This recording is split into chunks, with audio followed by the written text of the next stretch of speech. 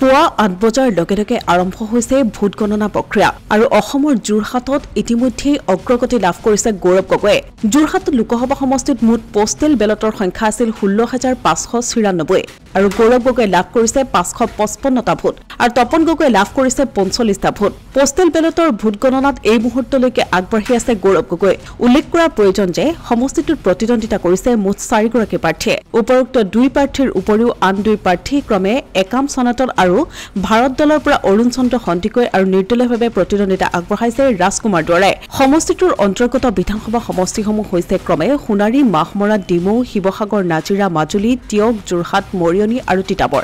ইফালে জানিব পৰা অনুসৰি ধুবুৰীত পিছ পৰি আছে বতৰজ্যোতি নাজমল আৰু লখিমপুৰত আগবাঢ়িছে প্ৰতাপ বৰুৱা। ইফালে ৰাহুল গান্ধীয়ে অগ্ৰগতি লাভ কৰিছে বুলি জানিব পৰা গৈছে। নৰেন্দ্ৰ মোদী স্মৃতি ইৰাণী অগ্ৰগতি লাভ কৰিছে বুলি জানিব পৰা গৈছে আৰু অভিনেত্ৰী কংগনা ৰাণাৱত এই মুহূৰ্তত পিছ পৰিছে বুলি জানিব পৰা গৈছে।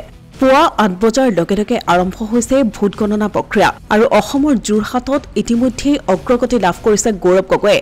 যোৰহাট লোকসভা সমষ্টিত মুঠ পোষ্টেল বেলটৰ সংখ্যা আছিল ১৬,৫৯৬ আৰু গৌৰৱ গগৈয়ে লাভ কৰিছে ৫৫৫টা ভোট আৰু তপন গগৈয়ে লাভ কৰিছে ৪৫টা ভোট। পোষ্টেল বেলটৰ ভোট গণনাত এই মুহূৰ্তলৈকে আগবাঢ়ি আছে গৌৰৱ গগৈ। উল্লেখ কৰাৰ প্ৰয়োজন যে সমষ্টিটোত প্ৰতিদ্বন্দ্বিতা কৰিছে মুঠ 4গৰাকী প্ৰাৰ্থীয়ে। উপৰোক্ত 2 প্ৰাৰ্থীৰ উপৰিও আন 2 প্ৰাৰ্থী ক্ৰমে একাম সনাতন আৰু ভাৰত দলৰ পৰা অৰুণ চন্দ্ৰ সন্দিকৈ আৰু নিৰ্দলীয়ভাৱে প্ৰতিদ্বন্দ্বিতা আগবঢ়াইছে ৰাজকুমাৰ দুৱাৰাই। সমষ্টিটোৰ অন্তৰ্গত বিধানসভা সমষ্টিসমূহ হৈছে ক্ৰমে সোণাৰী, মাহমৰা, ডিমৌ, শিৱসাগৰ, নাজিৰা, মাজুলী, টিয়ক, যোৰহাট, মৰিয়নি আৰু তিতাবৰ। ইফালে জানিব পৰা অনুসৰি ধুবুৰীত পিছ পৰি আছে বতৰজ্যোতি নাজমল আৰু লখিমপুৰত আগবাঢ়িছে প্ৰতাপ বৰুৱা। ইফালে ৰাহুল গান্ধীয়ে অগ্ৰগতি লাভ কৰিছে বুলি জানিব পৰা গৈছে। নৰেন্দ্ৰ মোদী স্মৃতি ইৰাণী অগ্ৰগতি লাভ কৰিছে বুলি জানিব পৰা গৈছে আৰু অভিনেত্ৰী কংগনা ৰাণাৱত এই মুহূৰ্তত পিছ পৰিছে বুলি জানিব পৰা গৈছে।